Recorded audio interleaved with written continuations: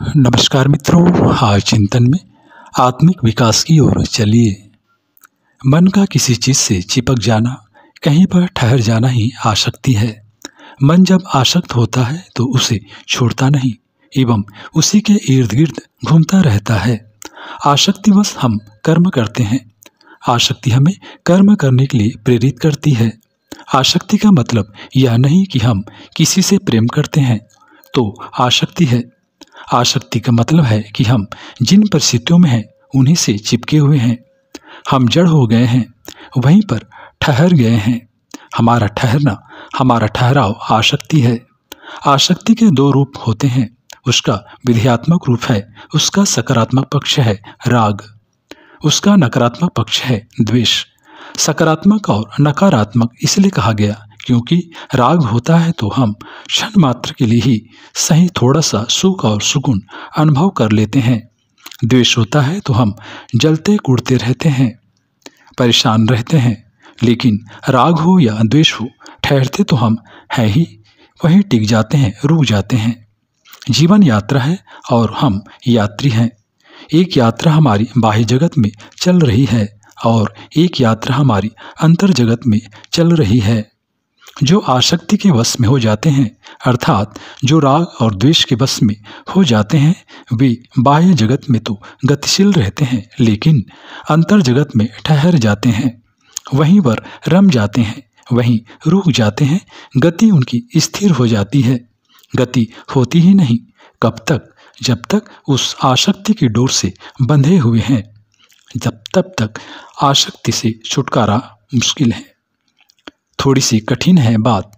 आसक्ति की डोर ऐसी है, कई बार तो जन्मों जन्मों तक, कई बार तो हजारों हजारों साल तक वही रहते हैं। शरीर बदलते हैं, परिस्थितियां बदलती हैं, घटनाक्रम बदलते हैं, मन नहीं बदलता है एवं वह वही ठहर जाता है। कोई आदमी हमारे बीच से चला जाता है, शरीर छूट जाता है, लेकिन आसक्त मन वही ठहर जाता है। वह तो भाव शरीर छोड़ते समय अपने साथ लेकर जाता है। जो मनोभूमि लेकर जाता है, जो मानसिकता लेकर जाता है, उसके चित्त में संग्रहित हो जाता है। यही संस्कार बन जाता है जो हमेशा साथ बना रहता है। वह जो संस्कार की डोर लेकर जाता है, जो कर्म समूह व कर्म का परिपाक लेकर जाता है, वह उसे पल पल खींचता रहता है। संस्कारों की अनजानी डोर खींचती रहती है, एक दूसरे को आकर्षित करती रहती है। इसीलिए मरने के बाद फिर वह अपना परिवार या जहाँ उसकी आसक्ति है वहीं वह भ्रमण करता है, वह वहीं आसपास जन्म ले लेता है। आसक्त मन उसको ढूंढता रहता है, खोजता रहता है। आसक्ति हमारे अंदर स्थिरता पैदा होने नहीं देती, मन को शांत नहीं होने देती है। आसक्ति हमें विवश करती रहती है कर्म करने के लिए। हम कर्म अच्छे करें या बुरे करें, शुभ करें या अशुभ करें, पुण्य करें या पाप करें, राग और द्वेष के अनुसार करते हैं। जिनके लिए हम आसक्त हैं उनके लिए हम मर्यादा तोड़ने में संकोच नहीं करते। उनके लिए हम नियम तोड़कर, नीति से हटकर, विवेक से विमुख होकर कर्म करते हैं। उसको खुश रखने के लिए, उसके लिए अच्छा करने के लिए आदमी रिश्वत लेता है, घोटाले करता है, भारी मात्रा में धन जोड़ता है। आसक्ति अहंकार उत्पन्न करती है, यह विवेक का हरण कर लेती है। आसक्ति से अहंकार, लोभ और कभी कभी भय पैदा होता है। आसक्ति, अहंकार, लोभ और भय सामान्य जीवन में कर्म करने के लिए प्रेरित करते हैं। इनके सहारे कर्म के पथ पर जो मनुष्य आगे बढ़ता है उसको अनगिनत बंधन बांधते चले जाते हैं। ऐसे कर्म हमें विषाद अवसाद में डालते हैं। इस तरह हमारे द्वारा बहुत सारे नकारात्मक कर्म, पाप को बढ़ाने वाले कर्म हो जाते हैं। फिर हमारे चित्त, चेतना और चिंतन पर आवरण चढ़ते जाते हैं, अंधेरा फैल जाता है, हम बनते जाते हैं, हमारी चेतना बहिर्मुखी हो जाती है, हम अपने को भूलने लगते हैं, हम स्वयं को विस्मृत कर देते हैं, अपना स्मरण ही हमें नहीं रहता।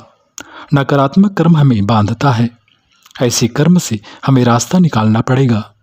इस कर्म ने हमें बंधन में डाल रखा है, इस कर्म ने हमें पीड़ित कर दिया है।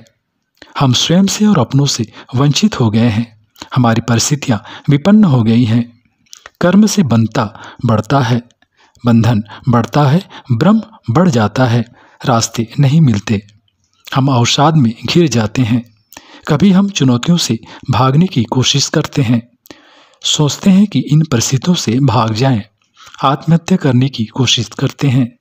जीवन में भ्रम पैदा होते हैं कि ऐसा करना इनसे बचने का उपाय है, अर्थात कर्म की त्रासदी से बचने का उपाय है। सत्य यह है कि पुण्य और पाप का सिलसिला जन्म जन्मांतरों से चलता आ रहा है। आसक्ति कर्म कराती है, परंतु मन को श्रेष्ठ चीजों से जोड़ देने से सब कुछ बदल जाता है। कर्म में योग, कर्म में ध्यान, कर्म के साथ प्रार्थनाएं, कर्म के साथ भक्ति जोड़ देने से कर्म की दिशा बदल जाती है। अहंकार, लोभ और भय की डगर पर चलने वाले कर्म की दिशा बदलने की आवश्यकता है। संदेश एक ही है कि कर्म करो, लेकिन उसे ईश्वर की ओर उन्मुख कर दो। प्रश्न ये नहीं है कि हम कहाँ हैं, किस अवस्था में हैं। प्रश्न ये है कि हम किन भावनाओं के साथ हैं, किन विचारों के साथ हैं, किन धारणाओं और मान्यताओं के साथ हैं। कर्मयोगी परिस्थितियों के त्याग पर विश्वास नहीं करता, वह परिस्थितियों के परिवर्तन पर भी विश्वास नहीं करता। कर्मयोगी मन स्थिति के परिवर्तन पर विश्वास करता है, मानसिकता के परिवर्तन पर विश्वास करता है। मित्रों, मन बदलता है तो सब बदल जाता है। कर्म की दिशा बदल देने से जीवन का लक्ष्य और उद्देश्य परिवर्तित हो जाता है। आसक्ति से मन कहीं ठहर जाता है। मन का स्वभाव है चिपकना, इसलिए मन को उस चीज से चिपका देना चाहिए जो हमें ऊंचाई की ओर ले जाए, हमें आत्मिक विकास की ओर उन्मुख करे।